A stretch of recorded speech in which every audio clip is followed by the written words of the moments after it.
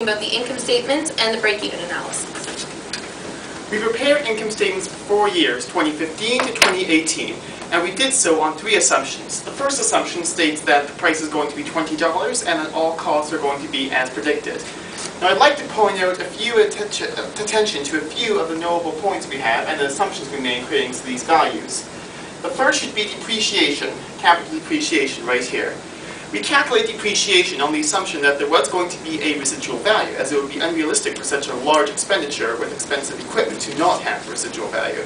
We calculate this based on going on to the TTC website and finding its statements for 2012. Based on these statements, we found the depreciation for 2 things, notably subways and buildings which are similar to our own DMUs and train stations. We found how much had been depreciated and how much was due to depreciated compared with the total cost of each item, and based on that we calculated the percentage, residual value percentage that is, that was due to be remaining for each expenditure. It was something like 22% for each one.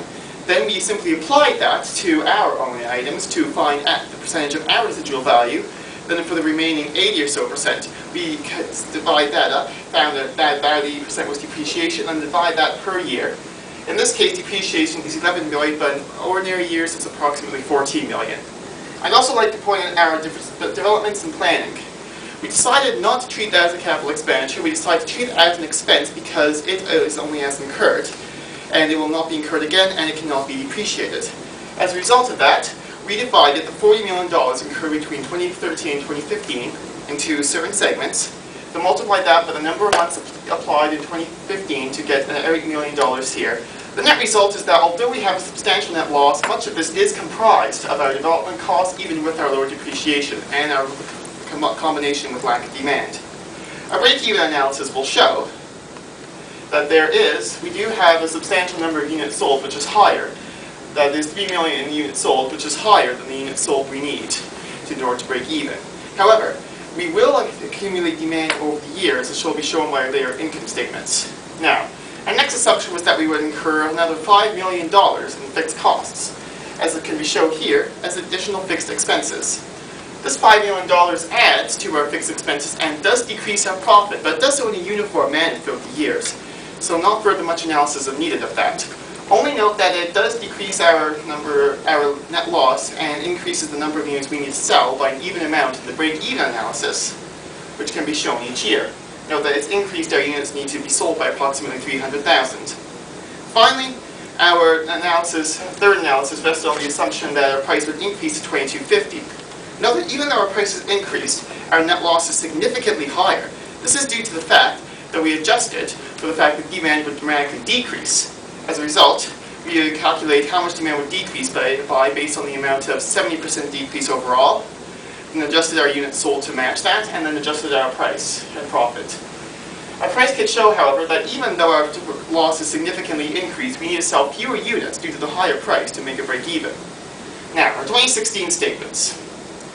Our development costs are all gone because now that the service is in place, there is no further need for them. However, our depreciation has been adjusted for it to be a higher $14 million, as can be shown here. Overall, though, our demand does increase and our costs do decrease, resulting in a lower net loss. Our break-even analysis will also show that we need to sell fewer units to make a break-even point. That is to say, approximately 1 million fewer units, which is substantial. Now, our $5 million additional in fixed costs will show that we do increase our net loss, but this once again is by uniform amount, and our break-even analysis will show that we only need to sell marginally more amount of units to cover that. As can be shown here, we're going to sell approximately 5 million more units. Now, for our increase in price. Again, because of the lack of demand, although there is more demand, the increase in price also does not change it much. As a result, we do have a substantial loss. However, this is much less significant of a loss than the 2015 one. Our break-even analysis will also show that we do need to sell fewer units. Although, however, note that these revenues and the number of units sold remain constant throughout the years.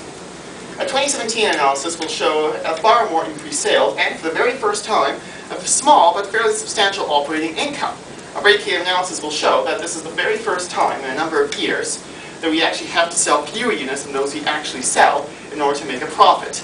This is largely due to the fact that our expenses have stabilized and the fact that demand has increased. Our $5 million, as can be shown right here, our $5 million increase in fixed expenses does, however, once again guarantee us a substantial net loss. However, this is predictable. It will always guarantee a net loss for us in these years, and as the break-even analysis will show, once we only need to adjust our units sold upwards by a small amount to once again meet the break-even. Now, our increase in price actually does, due to the higher demand, bring us a fairly more substantial revenue. However, this still does result in a significant net loss. Our break-even analysis will show, though, that every year we have fewer and fewer units to sell in order to make a break-even point, reflecting the increased demand. Finally, our 2018 statements. 2018 is the very first year in which our profits are in fact substantial, 4.5 million and getting close to 5 billion. Our break-even analysis will show that also the number of units we need to be sold is far lower than the actual number of units we sell in order to make a break-even. Our $5 million in fixed expenses does once again result in a net loss, but this is fairly low. And our break-even analysis will show once again